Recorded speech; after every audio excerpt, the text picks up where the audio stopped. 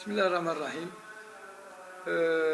جمعة إن شاء الله مباركة، وهذا نهار مبارك تاع جمعة، وإن شاء الله قبل بادئ ذي بدء نقول للشعب الجزائري: أنت شعب عظيم وشعب فيك الخير، ولك الشرف أنك يعني قمت في العديد من الثورات من بينها ثورة نوفمبر، وكذلك شهد لك التاريخ بأنك يعني وطن عزيز ولك استقلال، وأخذته بيدك وثأرت لهذا الشعب العظيم.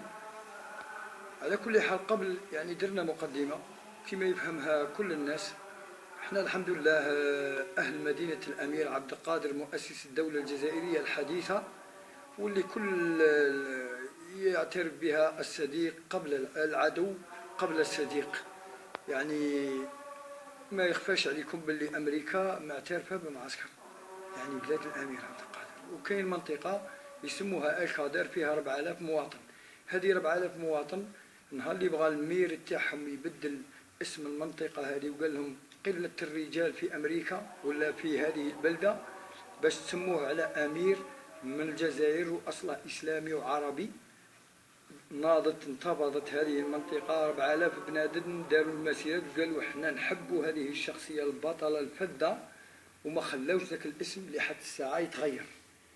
إلا أننا شهدنا من فلدة كبدنا ابن من أبنائنا، وكثيرا ما أعجبنا به، وهو الذي أذكره وأقول بأنه اسم على غير مسمى، الذي سمي بمصطفى، والمصطفى كما يعرفه الجميع بأنه صلى الله عليه وسلم لم يهن ولن مر أهان مسلم. أما أخونا مصطفى اللي هو يعني معروف في الفن هذا، اكشف المعسكرية بأقواله هذه الرذيلة البذيئة، وقال الكثير عن المواطن المعسكري وأهل مدينة المعسكر وأهل الكرم وأهل العزة، وكل الشعب الجزائري يشهد على ذلك. ولنا سمعة طيبة بين إخواننا الجزائريين. إلا أنني أقول لك يا أخي مصطفى، لقد ضيعت ما بنيته في مشوارك الفني طيلة حياتك. كل مدينة معسكر ساخطة عليك أيها الفنان العظيم. ما كان في يوم ما فنان يقول مثلك، وأنا الذي أتكلم أمامك فنان مسرحي ولي باع طويل في الأعمال المسرحيات، وكذلك لي فيلمين: فيلم أحلام في الظلام، وكذلك فيلم الزاهية في ولاية معسكر.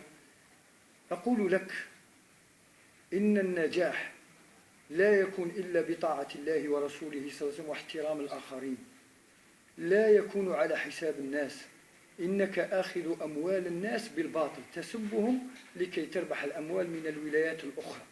والشعب الجزائري لا أظنه أن يقبل مثل هذه الفكرة، لأنها فكرة دنيئة تسب منطقة ما ويرضى بك الجزائريون. كل الجزائريين يحبوننا ونحبهم، ونقول للجزائريين: والله إنكم في قلوبنا ولن نتخلى عن واحد مثل منكم. وكل جزائري إلا وله دم شهيد ودم مجاهد ودم أم شهيدة أو أم مجاهدة. فالشعب الجزائري لا يسعد ولا يرقى بالضحك على أهل بلده، لأن الضحك لو كان يعني له قيم وأخلاق لما قال رسول الله صلى الله عليه وسلم: يعني لو تعلمون ما عند الله لبكيتم كثيرا وضحكتم قليلا.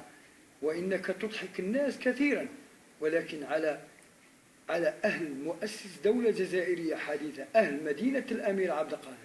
فإنني فعلا أدركت الآن بأن ليس لك شخصية أيها الأخ الكريم، وإن أردت أن يغفر لك الله سبحانه عز وجل وأن ترجع شخصيتك فما عليك إلا أن تعتذر لهذا المدينة العظيمة مدينة الأمير عبد القادر، وإن لم تعتذر فأنت حر.